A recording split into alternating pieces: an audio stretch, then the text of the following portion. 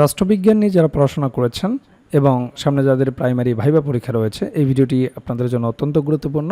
আশা করছি আসন্ন ভাইবা পরীক্ষায় আপনারা এখান থেকে কমন পেয়ে যাবেন। যার ভাইবা এক্সপিরিয়েন্স আমরা আলোচনা করব, তার নাম ছিল খায়রুল আলম এবং তিনি বরিশাল জেলা থেকে ভাইবা পরীক্ষায় অংশগ্রহণ করেছিলেন। তো যেমনটি ছিল তার ভাইবা এক্সপিরিয়েন্স, তার ভাইবাটা হয়েছিল বিকেলের দিকে। আপনারা জানেন যে সন্ধ্যা পর্যন্ত ভাইবা হয়ে থাকে। যদি আপনার সিরিয়াল শেষের দিকে থাকে সেক্ষেত্রে আপনার ভাইবাটা সন্ধ্যার পরেও যেতে পারে। ভাইবা বোর্ডে যে কমন ফর্মালিটিস, আপনারা অনুমতি নিয়ে প্রবেশ করবেন, এরপর নিকটে গিয়ে সালাম দেবেন, বসতে বললে ধন্যবাদ দিয়ে বসবেন, কাগজপত্র চাইলে ডান হাতে কাগজপত্র প্রদান করবেন। তো সেই সব ফর্মালিটিস শেষে স্যার প্রথমেই ট্রান্সলেশন জিজ্ঞেস করলেন, বললেন যে আমি মাস্ক পরে ভাইবা দিতে এসেছি, এর ট্রান্সলেশন করুন। তো বললাম I have come to face viva by wearing mask. এরপর স্যার জিজ্ঞেস করলেন চেঙ্গিস খান কোন দেশের। তো আমি বললাম চেঙ্গিস খান ছিলেন মঙ্গোলিয়ান। এরপর স্যার বললেন শেরে বাংলা সম্পর্কে কিছু বলুন। যেহেতু আমি বরিশাল জেলা থেকে ভাইবা দিতে গিয়েছি, শেরে বাংলা সম্পর্কে জিজ্ঞেস করবে এটা আমি আগে থেকেই জানতাম। তো আপনারা এভাবে উত্তর দিতে পারেন। শেরে বাংলাকে ফজলুল হক 1873 সালের 29 অক্টোবর বরিশাল জেলার বানরিপাড়া থানার চাখার গ্রামের সম্ভ্রান্ত কাজী পরিবারে জন্মগ্রহণ করেন। 1940 সালে মোহাম্মদ আলী জিন্নাহর সভাপতিত্বে লাহোরে অনুষ্ঠিত নিখিল ভারত মুসলিম লীগের অধিবেশনে জ্বালাময়ী বক্তৃতায় প্রথম পাকিস্তান প্রস্তাব পেশ করেন।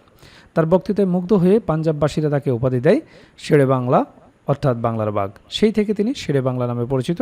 1937 সাল থেকে 1943 সাল পর্যন্ত দীর্ঘকালের প্রধানমন্ত্রিত্বকালে তিনি বহু জনকল্যাণমূলক কাজ করেছেন। এই সময় তিনি ঋণ সালিসি বোর্ড গঠন করেন।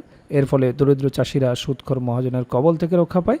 পাকিস্তান প্রতিষ্ঠার পর থেকে তিনি 1952 সালে সাবেক পূর্ব পাকিস্তান অ্যাডভোকেট জেনারেল নিযুক্ত হন। 1954 সালে দেশের সাধারণ নির্বাচনে তিনি যুক্ত ফ্রন্ট দলের নেতৃত্ব দিয়ে বিপুল ভোট পেয়ে জয়লাভ করেন। তিনি পূর্ব পাকিস্তানের প্রধানমন্ত্রী হন। তো এতগুলো হয়তো আপনি বলার সুযোগও পাবেন না, তার মধ্যে আপনাকে থামিয়ে দেবে। ভাইবা বোর্ডে এমনই, আপনি জাস্ট বলা শুরু করবেন, তারাই আপনাকে থামিয়ে দেবে। এরপর স্যার জানতে চাইলেন জাতিসংঘের স্থায়ী সদস্যের নাম বলুন। তো আমি বললাম যুক্তরাষ্ট্র, যুক্তরাজ্য, চীন, ফ্রান্স, রাশিয়া, যাদের ভেটো দেওয়ার ক্ষমতা রয়েছে। এরপর স্যার জিজ্ঞেস করলেন সংবিধান কি। আমি বললাম সংবিধান হলো রাষ্ট্র পরিচালনার মৌলিক দলিল, যেসব নিয়মের মাধ্যমে রাষ্ট্র পরিচালিত হয় তাকেই সংবিধান বলে। এরপর স্যার জিজ্ঞেস করলেন আইন ও অধ্যাদেশের মধ্যে পার্থক্য কী।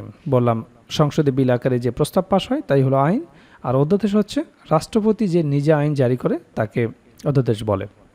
এরপর স্যার বললেন কতগুলো গ্রহের নাম বলুন। আমি বললাম বুধ, শুক্র, পৃথিবী, মঙ্গল, বৃহস্পতি, শনি, ইউরেনাস ও নেপচুন। এছাড়াও প্লুটো নামের একটি বামন গ্রহ আছে। স্যার এবার গণিত থেকে জিজ্ঞেস করলেন যে শতকরা কী। তো আমি বললাম শতকরা একটি ভগ্নাংশ যার হর 100। আপনারা জানেন যে প্রাইমারি ভাইবার ক্ষেত্রে আপনাকে গণিতের বেসিক থেকে জিজ্ঞেস করবে, বাংলার বেসিক থেকে জিজ্ঞেস করবে, সাধারণ জ্ঞান থেকে তো জিজ্ঞেস করবেই, সেই সাথে অনুবাদ জিজ্ঞেস করবে। মোটামুটি 60টি অংশ থেকে আপনাকে প্রশ্ন করার চান্স অনেক বেশি। এরপর স্যার জিজ্ঞেস করলেন মৌলিক সংখ্যা কাকে বলে। বলবেন যে সংখ্যা এক এবং ওই সংখ্যা ব্যতীত অন্য কোনো সংখ্যা দ্বারা নিঃশেষে বিভাজ্য করা যায় না তাকে বলা হয় মৌলিক সংখ্যা। এরপর জিজ্ঞেস করলেন লসাগু গসাগু কী। তো বললাম দুই বা ততোধিক সংখ্যার সাধারণ গুণিতকগুলোর মধ্যে যে গুণিতকটি ক্ষুদ্রতম তাকে প্রদত্ত সংখ্যাগুলো লসাগু বলা হয়। আপনি লঘিষ্ঠ সাধারণ গুণিতক আগে বলতে যাবেন না। যদি বলে যে লসাগুর পুনরূপ কী, তখন আপনি বলবেন লঘিষ্ঠ সাধারণ গুণিতক। তো উদাহরণ হিসেবে আপনারা বলতে পারেন যেমন 10, 20, 30 তিনটি সংখ্যায় 2, 5 ও 10 দ্বারা বিভাজ্য, সুতরাং সংখ্যা তিনটির লসাগু 2। আবার কয়েকটি সংখ্যার সাধারণ গুণনীয়ক বা উৎপাদকগুলির মধ্যে যেটি গরিষ্ঠ মানে বড় তাকে প্রদত্ত সংখ্যাগুলোর গসাগু বা গরিষ্ঠ সাধারণ গুণনীয়ক বলে। এখানেও আপনারা গরিষ্ঠ সাধারণ গুণনীয়ক বলবেন না। যদি জিজ্ঞেস করে গসাগুর পুনরূপ কী, তখন আপনি বলবেন গরিষ্ঠ সাধারণ গুণনীয়ক।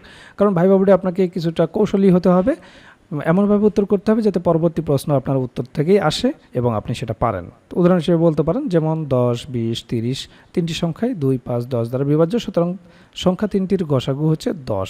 তো এরপর বরিশাল জেলার 5 জন এমপির নাম জিজ্ঞেস করলেন। আমি বললাম আপনাদেরকেও বরিশাল জেলা সম্পর্কে জিজ্ঞেস করতে পারে, বিখ্যাত ব্যক্তিবর্গ, বরিশাল জেলার নামকরণের ইতিহাস, বরিশাল জেলা মুক্তিযুদ্ধে কী অবদান রেখেছিল, বিখ্যাত সব জিনিসগুলো, ভাষা সংস্কৃতি সম্পর্কে জিজ্ঞেস করতে পারে। তো আপনারা দেখলেন ভাইবা বোর্ডে কী ধরনের প্রশ্নগুলো জিজ্ঞেস করা হয়, কোন কোন বিষয় থেকে প্রশ্ন জিজ্ঞেস করা হয়। আর এই বিষয়গুলো নিয়েই আমরা তৈরি করেছি প্রাইমারি ভাইবার জন্য কমপ্লিট একটা প্যাকেজ, যে প্যাকেজে আপনার বিষয়ভিত্তিক ভাইবা প্রশ্ন তো থাকবে, একেবারে রিয়েল ভাইবার আলোকে বিষয়ভিত্তিক নোটটি তৈরি করা হয়েছে, যেখানে বিগত বছরে যে রিয়েল ভাইবাগুলো হয়েছে তা সুন্দরভাবে সমাধান করে দেওয়া হয়েছে। সেই রিয়েল ভাইভাগুলোও যদি আপনারা ভালো মতো দেখে যান, সেখান থেকেই বেশিরভাগ প্রশ্ন আপনারা কমন পেয়ে যাবেন। এছাড়াও আপনারা জানেন যে ডিপার্টমেন্টে আপনি ভাইভা দিতে যাবেন, সেই ডিপার্টমেন্ট সম্পর্কে অবশ্যই আপনাকে প্রশ্ন জিজ্ঞেস করতে পারে। তো সেই বিষয় সম্পর্কে একটা ভাইভা নোট থাকবে, প্রাইমারি সম্পর্কিত একটা ভাইভা নোট থাকবে। প্রাইমারি ভাইভায় অবশ্যই আপনাকে অনুবাদ জিজ্ঞেস করবে, অনুবাদের উপর একটা ভাইভা নোট থাকবে, যেগুলো প্র্যাকটিস করে গেলেই যথেষ্ট। এরপর আপনার নিজ জেলা সম্পর্কে অবশ্যই আপনাকে দু একটি প্রশ্ন জিজ্ঞেস করতে পারে। আপনার জেলা কেন বিখ্যাত, আপনার জেলা দর্শনীয় স্থান কি, আপনার জেলার নামকরণ ইতিহাস কি, বিখ্যাত খাবার কি, ভাষা ও সংস্কৃতি সম্পর্কে জিজ্ঞেস করতে পারে, মুক্তিযুদ্ধে কী অবদান রেখেছিল, নানাবিধ গুরুত্বপূর্ণ প্রশ্ন থেকে আপনাকে দু চারটি প্রশ্ন জিজ্ঞেস করতে পারে। তো সে সম্পর্কিত আপনার জেলার ওপর সুন্দর একটা সাজানো গোছানো নোট থাকবে। এছাড়াও 1947 থেকে শুরু করে বর্তমান সমসাময়িক পর্যন্ত গুরুত্বপূর্ণ বিষয়ের উপর যে সমস্ত প্রশ্নগুলো আপনাকে জিজ্ঞেস করতে পারে, সেই বিষয়গুলো নিয়ে সুন্দরভাবে সাজানো গোছানো একটা সাধারণ জ্ঞান ভাইভা নোট থাকবে। এছাড়াও আপনারা জানেন যে প্রাইমারি ভাইভা বোর্ডে বাংলা ব্যাকরণ এবং সাহিত্য অংশ থেকে বেসিক কিছু প্রশ্ন জিজ্ঞেস করে থাকে, সে বিষয়ে একটি ভাইভা নোট থাকবে। এছাড়াও গণিতের একটি বেসিক ভাইভা নোট থাকবে। আপনারা জানেন যে পাটিগণিত, বীজগণিত এবং জ্যামিতি অংশ থেকে কিছু বেসিক প্রশ্ন জিজ্ঞেস করা হয়। যেহেতু আপনি প্রাইমারির শিক্ষকতা করবেন, একেবারে বেসিক জিনিসগুলো যদি আপনি না বলতে পারেন, তাহলে চাকরি পাওয়াটা আপনার জন্য দুষ্কর হয়ে যাবে। কাজেই ভাইভা পরীক্ষায় আপনি যত ভালো করবেন, আপনার চাকরি পাওয়ার সম্ভাবনা তত বেড়ে যাবে। কাজেই যারা প্রাইমারি ভাইবার জন্য গুছিয়ে কার্যকর একটা প্রস্তুতি নিতে চান, আমাদের ভাইভা প্যাকেজটি দ্রুত সংগ্রহ করুন। ইতিমধ্যে অনেক প্রার্থী আমাদের কাছ থেকে ভাইভা প্রার্থী সংগ্রহ করেছেন, তারা প্রস্তুতি শুরু করে দিয়েছেন। এখনও যারা প্রস্তুতি গুছিয়ে নিতে পারেন না, স্ক্রিনে দেওয়া হোয়াটসঅ্যাপ নাম্বারে যোগাযোগ করে আমাদের কাছ থেকে প্রাইমারির এই ভাইভা প্যাকেজটি সংগ্রহ করতে পারেন। প্যাকেজটি আপনারা দুইভাবে নিতে পারবেন, আপনারা হার্ড কপি নিতে পারবেন কুরিয়ারের মাধ্যমে, এছাড়াও পিডিএফ প্যাকেজ আপনারা নিতে পারবেন। কাজেই দেরি না করে দ্রুত স্ক্রিনে দেওয়া হোয়াটসঅ্যাপ নাম্বারে যোগাযোগ করে প্যাকেজটি সংগ্রহ করুন।